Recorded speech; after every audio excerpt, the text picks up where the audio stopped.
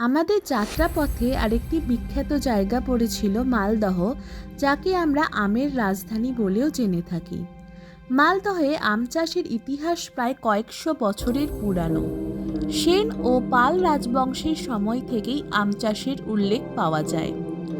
মালদহে যেসব বিখ্যাত আমের প্রজাতি পাওয়া যায় সেগুলি হল ফজলি, ল্যাংড়া, হিমসাগর, গোপালভোগ, লক্ষণভোগ, আম্রপালি, যার স্বাদের তুলনার জুড়িমেলা ভার।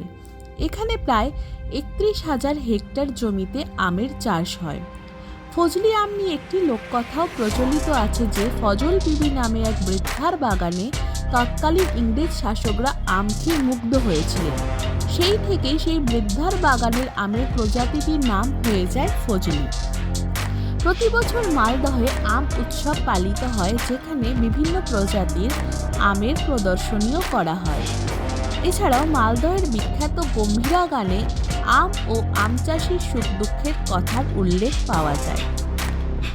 মালদহে আম ছাড়াও লিচুর চাষও প্রচুর হয়। এখানে কালিয়াচক, রতুয়া, ইংরেজ বাজার প্রভৃতি এলাকায় প্রচুর লিচুর বাগান রয়েছে।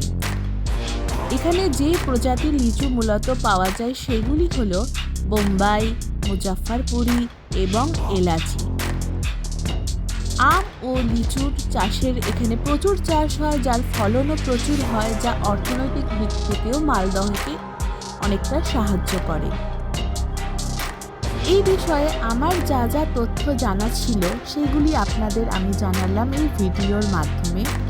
যদি আপনাদের ভালো লাগে অবশ্যই লাইক করবেন।